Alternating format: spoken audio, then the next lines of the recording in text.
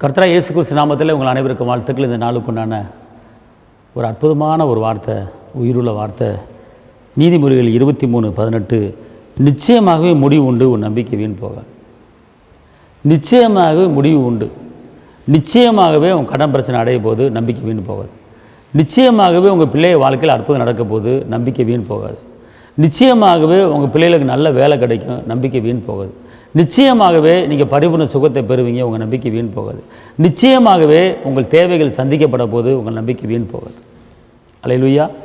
அதாவது நிச்சயமாக முடிவு உண்டு. ஆரம்பம் இருந்தால் கண்டிப்பாக முடிவு இருக்கும். தொன்று பிரச்சனைங்கிற போக வேண்டிய அவசியம் கிடையாது. முடிவு வந்துருச்சு. உங்களுக்கு உங்கள் பிரச்சனைக்கு முடிவு வந்துருச்சு, உங்கள் பலவீனத்துக்கு முடிவு வந்துருச்சு, உங்கள் நெருக்கத்துக்கு முடிவு வந்துருச்சு. கர்த்தர் சொல்கிறார், உன் நம்பிக்கை வீண் போகாது. என்னை நம்பி வந்துட்டே மகனே மகளே, உன்னை கைவிட மாட்டேன்னு சொல்லி ஏசப்பா சொல்கிறார்.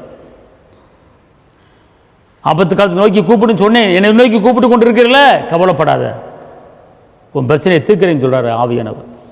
ஏசப்பா கண்ணீர் பாதையை உருவ நடந்து களிப்பான நீரூற்றுகளாய் மாற்றுகிற கர்த்தர். கண்ணீரை துடைக்கிறார். இளம் வாலிபனை பாடையில் தூக்கிட்டு போகும்போது அந்த தாயின் கண்ணீரை பார்த்து அவரும் கண்ணீர் வடித்து அற்புதம் செய்தவர். உங்களுக்கும் அற்புதம் செய்வார். பாண்டவது சிறுமியை உயிரோடு எழுப்பி அற்புதம் செய்தவர். உங்களுக்கும் ஒரு அற்புதம் செய்வார். மார்த்தாள் மரியாள் அழுதுபோது அவரும் சேர்ந்து அழுது அந்த லாசருவை உயிரோடு எழுப்பி அற்புதம் செய்தவர். உங்கள் வாழ்க்கையிலையும் அற்புதம் செய்ய போகிறார். அவர் இரக்கத்தின் தேவன், அவர் இரக்கமுள்ள தகப்பன். அதனால் அப்படிப்பட்ட ஒரு மரண போராட்டத்தை தவித்து கொண்டு இருக்கீங்களா? கர்த்தர் சொல்கிறார், உன் கண்ணீரை கண்டேன், உன் துக்க நாட்களில் முடிந்தது, நீ பயப்படாது, நீ பயப்படாது, உன் நம்பிக்கை வீண் போகாது, முடிவு உண்டு.